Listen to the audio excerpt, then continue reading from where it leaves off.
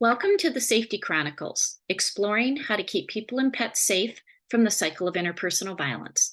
I am your host, Allie Phillips, founder and CEO of Sheltering Animals and Families Together, the SAFeTy Program, a nonprofit organization working with domestic violence shelters to eliminate the pet housing barrier to safety. As the founder, I have led the global movement in helping domestic violence shelters create on-site pet housing while elevating the criminal justice response to how animal abuse links to crimes against people. I am a former prosecuting attorney, internationally recognized legal expert and public speaker, award-winning author, and advocate for protecting vulnerable victims. In this podcast, we will explore how and why animals are harmed in the cycle of family violence and the human-animal bond that keeps victims in harm's way with their pets. Guest speakers and I will share strategies for shelters and professionals working to safeguard survivors, why pet-inclusive sheltering is life-saving, and safety tips for those who need help. None of the content will be graphic. If you are in harm's way, please contact your nearest domestic violence shelter or call the National Domestic Violence Hotline at 1-800-799-7233. Let's get started. Welcome back to another episode of the SAFeTy Chronicles. I've got my cup of joe and my cat coffee mug. Rudy is here in my office. Dobby is stalking me from my office door.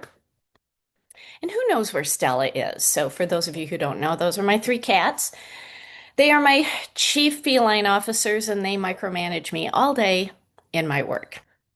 So today in this episode, I want to talk about the objections to housing family pets at domestic violence shelters because I have heard it all. And one of my gifts and one of my skills is finding solutions for every objection. And so that can be very helpful to a domestic violence shelter, and it can also be very frustrating to a domestic violence shelter because there are some domestic violence shelters that they just don't want to house pets for whatever reason. And they come up with all the objections and get frustrated when I give them solutions. I have spent almost all of my 31-year career as an attorney in the criminal prosecution world advocating for domestic violence shelters to open their doors to survivors with pets. This is my thing. This is what I'm known for in the legal world. And I talk about how the concept came to me in the mid-1990s when I was prosecuting a domestic violence case. And if you want to hear that, just go all the way back to the first episode. Episode number 1, I give you all the details of how this all came to be for leading the movement of creating pet-friendly domestic violence shelters. And while we have about 15% of American domestic violence shelters with on-site pet housing programs, what's going on with the other 85%? What I have found in doing this work for so long is it basically comes down to two things. Number one, just not having the information to recognize that your shelter is creating a barrier to safety. So not understanding the human-animal bond, not understanding how animal abuse links to domestic violence and child abuse and elder abuse. So just not having the information. And second, knowing that most survivors will not seek safe shelter without their pet and ignoring that fact. Okay, so let's tackle both of these because I hear all the same objections with the shelters that I talk to. I go through them in detail in the SAFeTy Startup Manual. So if you are a domestic violence shelter, please look down in the comments section because you can request the SAFeTy Startup Manual for free. This is a free manual only to domestic violence shelters. So if you are a domestic violence shelter, certainly request that. And for those of you who are listening to this, if you haven't subscribed, please click the subscribe button because we really appreciate you being here. So let's tackle let's tackle what I just said about not having sufficient information or having it and ignoring it anyway. Okay? Number one, I hear we don't have the money or the resources to house pets on site. Okay? I get it. Especially now. Like I'm recording this, end of May 2025, and there is a lot of whiplash happening with federal funding for domestic violence shelters. I get it. I really, really get it. But I talk about not having the money and not having the resources in episode 18. So scroll back, find that, listen to that. Because there are federal funds available. Now, the Federal Pause Act, which has been giving over $3 million a year since 2021, that was put on hold for 2025. I hear it is coming back. As of this recording, I haven't seen it yet, but there are federal funds available. There's corporate money available. There's community money available through community grants. There's personal donations. There's, doing social media fundraisers for specific issues. And this is what I love to help shelters with, to engage with your community for sustainability, because at the end of the day, a grant is typically one and done. Okay, so it may get you set up, but how do you sustain it? Go back to episode 18 and listen to that. I got a solution, and I love to brainstorm. Do you want to have a dog walk? Do you want to have a dog treat or cat treat bake sale? Like a lot of people help and support bake sales for people. Have you ever had people bake natural, healthy cat and dog treats as a fundraiser? See, I'm full of ideas, literally just came up with that idea off the top of my head. This is what I like to help with. So number one, when you don't have the money or the resources, reach out to me. Let's brainstorm. Number two, I often hear we don't have the space. Okay, in episode 15, I went through the 4 housing options of the SAFeTy program. I went through the setup, the cost, how to do it. Every shelter has the ability to house pets. Okay, I'm going to say that again, especially if you don't believe it. Every shelter has the ability to house pets on site if you can look objectively at your setup. Now, here's the thing, I get it. You are in the thick of it every day, keeping your doors open, helping the survivors, and it may be very difficult to look objectively at your setup. That's where I love to help. Send me your photos, send me videos of what your shelter looks like inside and outside. I'm in Michigan. If I can visit, I'll come and visit, because I have the viewpoint of an outsider. I am truly objective. I can see what you may not be able to see.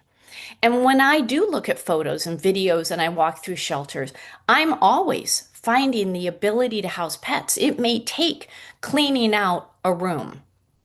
It may take de-junking a basement area or a garage. This is why the manual offers different housing options, because every shelter is unique, every shelter is different, and pets do not need luxury. They just want to be with their family and they want to be safe. So reach out, I can help you, but go back and listen to episode 15. Number 3, an objection that I hear is, what if the animal misbehaves? What if they are loud?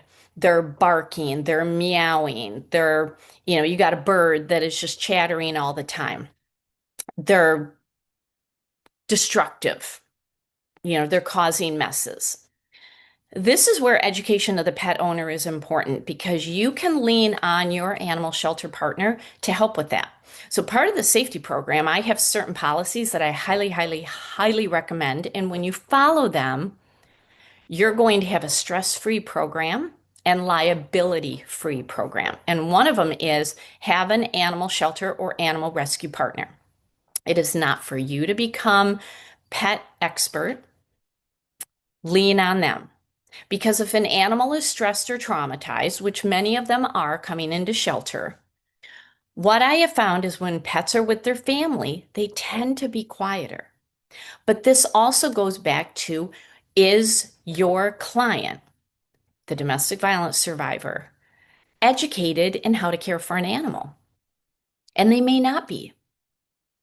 And that's not their fault. But you can lean on your animal shelter partner to come in and do some basic pet care education. Now, if the situation is severe, if it doesn't get resolved, your backup option is to work with your animal partner for offsite housing. Okay, so there's a solution to everything. Okay, the fourth objection I hear is, what if a resident or a staff member is allergic?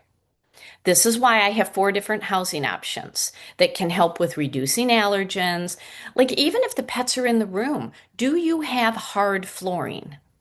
Okay, it could be vinyl, it can be, hardwood floors, it could be tile. That is really easy to clean up. Can you put an air purifier in the room? Or put filters in the air ducts if you have centralized heating and cooling? There's always a solution. Maybe you have an indoor kennel. That's housing option number 2. Maybe you have an outdoor kennel. That's housing option number 3. The most important aspect is that pets being housed are not coming into contact with other residents or staff. And that significantly reduces allergic responses, which typically come from touching a pet, and then we touch our face. So there are ways to resolve this. Reach out. I will brainstorm with you. Objection number 5. What if a resident or a staff member is afraid of animals? Okay, one of the policies of the SAFeTy program is that the owner takes care of their pet and no one touches their pet. So they're taking, if it's a dog, they're taking their dogs in and out. Nobody's touching them. Maybe you have a separate entry, a separate exit door. They're not letting their pet roam through the shelter. That's the thing. This is about normalizing having a pet for a survivor, helping them get back to a normal way of living. And that means they take care of their pets. They're scooping the litter box, they're taking their dogs out for walks, but nobody is touching them. Okay, so that is a good way to alleviate any fear of animals. Okay, objection number 6. What if the shelter insurance company says no, you cannot have pets on site? When you follow the guidelines in the SAFeTy Startup Manual, such as no one touches any of these pets except for the pet owner. When you follow that single guideline and tell your insurance company, we are following the SAFeTy Manual guidelines, nobody is touching the pets, that's going to ease liability issues about injuries that could be caused by pets on site. And if that still doesn't resolve the issue, look for another insurance carrier. There are about 400 pet-friendly domestic violence shelters. Clearly, this can be done, and I don't know of any domestic violence shelter that is paying absurd amounts of money to insurance carriers to have pets on site. Okay, so this is doable. Go through, you could even go to the SAFeTyProgram.org website, click on the shelter listing, and look for another shelter, maybe one in your state, and reach out to them and say, hey, we're having a trouble with our insurance carrier. Who are you using that is allowing you to have pets on site? How much do you have to pay? Do you have to pay extra? I know there are a lot of insurance companies that don't charge extra. Because here's the thing, you're going to look at this like you are going on vacation with your pet and you look for a pet-friendly hotel. You're not letting your pet run through the hotel. You're not walking your pet through the lobby, I hope, and not letting people touch their pet, okay? Look at it like that, and if you can explain it to your insurance company like that, that helps. I've written letters on behalf of the SAFeTy program for shelters to go to the insurance company to say, this shelter follows the SAFeTy program manual. So if you need that, reach out. I will help you with that. All right, objection number 7. What if the abuser wants their pet returned? They're calling you saying, I know you have Fido. I want Fido back. Fido was stolen from me. So this is where you need to advise your client about bringing paperwork regarding the animals. Is it adoption paperwork? Or, if it's a special breed, is it sale paperwork? What about veterinary receipts? Anything that shows that purchasing, adoption fees, veterinary costs are in the name of your client, that always helps. But again, reach out. This is what we're here to do, is to help you with that, because you never turn the pet back over to the abuser. If needed, your client is going to go into the court system and seek a pet protective order, and they're going to work it out in the courts. Okay? Objection number 8. And this is what I call a silent objection that I pick up on pretty quickly, and it can be challenging to break through. And that is mindset. When I consult with shelters and I share why on-site pet housing is important, and I talk about how this is a barrier to safety and how other shelters are thriving with no issues, and when I still get resistance and I get all the reasons, but Allie, whenever I hear a sentence starting with, but Allie, you don't understand. You don't understand our finances. You don't understand our shelter setup. Help me understand. And I'm still going to find you a solution, because when I hear the but Allie, or we don't, or we can't, that's mindset. There is nothing in this world that you cannot find a workaround. There are always solutions. Okay, here's one of my favorite phrases. If you believe you can or believe you can't, you are right. So if you believe you can't do this, you're not going to do it. But if you believe you can, you will do it. And I have 400 pet-friendly domestic violence shelters in 6 countries and 49 states that say we can do it. So if you are a director, if you are a staff member, if you are a board member, and your first reaction to housing pets is a no, that's a mindset issue. That's a mindset issue where you're putting your mindset above the safety and well-being of your future clients. Because at least here in the United States, 73% of Americans right now have a pet. If you are not allowing pets to come in with your clients, you have created a barrier to safety for 73% of your community. I want you to hear that again. You have created a barrier to safety for 73% of your community. Are people going to donate to you? Probably not. Are you going to get grants? Probably not. Because this is picking up speed and we are at a tipping point. So even if after learning about how animal abuse links to domestic violence, which you can listen to in episode 2, and if you are still not convinced to eliminate this barrier to safety, that's a mindset issue.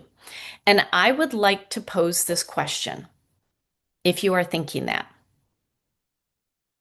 How are you safeguarding your domestic violence victims in your community that have pets, if you are not able to provide that assistance? I really want you to think about that. So in my other work, I actually have 4 coaching certifications. I love to coach people. And if you want to reach out, let me help you get over this mindset issue, because I have countless stories from shelters saying, we can't believe we didn't do this sooner. We can't believe we didn't open our doors to animals sooner. This has been life-changing, not only for our clients, but for our staff. The money is flowing in, because the one thing that I know about the animal care community, they donate to help animals. It can be a struggle to get people to donate to help other people, but you put an animal into the equation, you are going to have support of your community, and that's what the SAFeTy program loves to help with. So we are here to help any shelter overcome any concerns that they have. We want you to buy into this. We want you to get 100% on board, get your staff on board so that this is not just run by one passionate staff member. Because the more safety shelters there are, the safer families are, the safer the pets are, and the safer your community will be. All right, I hope that was helpful. Please like this podcast, subscribe, and comment. Comment. Please look around and see if you have a pet-friendly shelter in your community. And if you don't, send this to your local domestic violence shelter. Take the link of this podcast, send it to them through social media, and let's continue the expansion of this program because it is picking up speed and we are at a tipping point. So I appreciate you being here and thank you so much. I will talk to you next time. If you are in harm's way and need help, please visit the Pet Inclusive Shelter listing at SAFeTyProgram.org, call your nearest domestic violence shelter, or call the National Domestic Violence Hotline at 1-800-799-7233. Want to support our efforts and help us keep the SAFeTy Startup Manual free for domestic violence shelters? Consider donating at SAFeTyProgram.org/donate. Your donation saves lives.